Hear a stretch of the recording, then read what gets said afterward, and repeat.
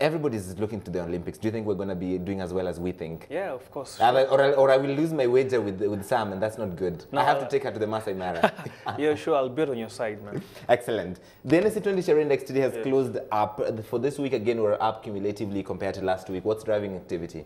Well, what's driving the activity is actually we're seeing an improving macro environment. The rates are coming down. Inflation is also coming down.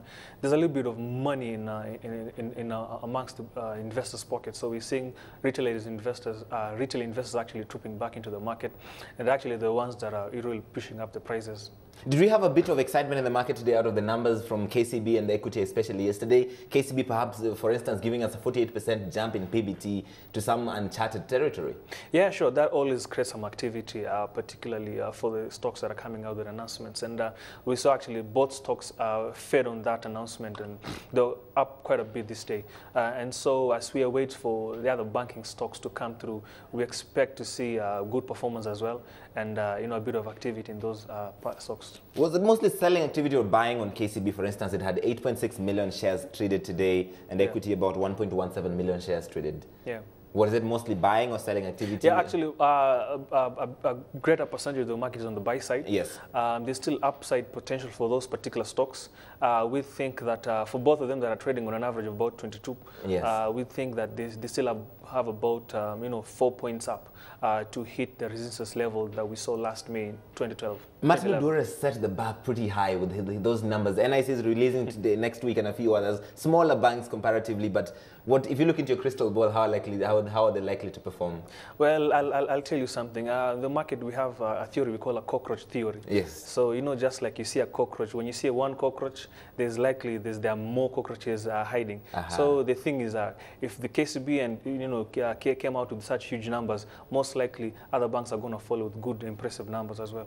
Okay, that is an optimistic one. Speaking of banks, Kamlesh Patley has sold his 50.7% stake in Marshall's East Africa. Yeah. But apparently, this share certificates for these are held by a bank, Oriental Bank. Yeah. Does this happen? Have we seen something like this in the market before?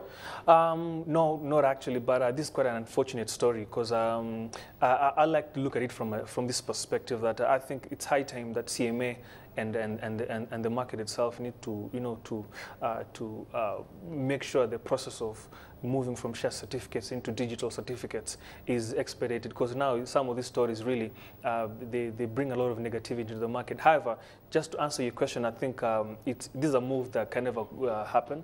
I think the bank has a right to claim back if indeed he used his shares to take a collateral. As collateral for whatever thing he was trying to do. Yeah. So ideally, eventually, what the CDSC, the settlements, I can't get the CDSC term right in full, yeah. But they've said that they're phasing out share certificates, the paper physical share certificates in at least another few months. So something like this will not happen again, hopefully. Yeah, sure. And we think the process actually it's long overdue. It should have happened a long time ago. But of course, for these particular stories, we think it needs to perhaps halt the process until the whole matter is sorted out. All right, Peter Kebati has taken over as the CEO of Mumias Sugar, and he's already making a big announcement, a $400 million investment in a new plan. What do you make of this? Well, Mumias has been pursuing a diversification story for the last 3 years, and they've been trying to get at least $400 million to set up a plant, an ethanol plant somewhere in Western, and also following up with the TADA project in setting up a sugar processing plant, actually a sugarcane plantation in Coast. And I think they'll need a few things here. They'll need a bit of those, they need that money to help them, to improve on their efficiencies, to help them, setting up the water processing plants and things like that. So, yeah. Okay, let's move on to another one. British American, which just did a share sale, now divesting out of housing finance and equity, and instead setting up a real estate investment kind of fund. Yeah. What do you make of this development, especially is it important to note that they've divested out of housing finance and equity? It is. Look, these guys reported almost a 1.9 billion loss last year. Yes. And largely that was caused by the drop in shares of prices. So I guess this was a welcome move. And we saw it coming because they needed to divest at least a huge chunk of the investment from the stock market. And of course, you remember last time when they were out, and they announced of launching $100 million real estate fund, and they promised to put up a stake of about $10 million. So I guess some of that money will go there. Okay, speaking still in that part of the market, ABSA, South Africa's ABSA, which is owned to a certain percentage by Barclays, saying it's looking at some potential acquisitions in East Africa. Tell me what this means, especially considering that Barclays already operates in many parts of East Africa, Kenya, Uganda, Tanzania.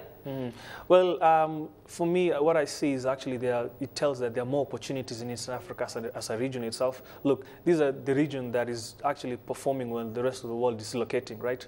So I guess, you know, this is a $100 billion market, almost 100 million people, and, you know, with an increasing middle class. So I guess there are more opportunities to look at, you know, in all sectors of that economy in this region. It is not unusual that a company whose parent company already operates in a market could do that. Actually, we've seen a couple of banks, not ABSA alone, international banks setting up bases in the economy. So I guess this is something that has been happening, and we're likely to see more of this international coming. So using that argument, Safaricom, which is partly owned by Vodafone, can it set up business in Uganda or Tanzania? Yeah, sure. We've seen companies with the same parent company operating different in the same market, but of course there are those synergies that they share. So I guess there's a bit of an opportunity there. All right, many thanks. Rufus Mwanyasi will leave it there. Rufus Mwanyasi, investment analyst at Tsavo Securities. That news out of ABSA Bank.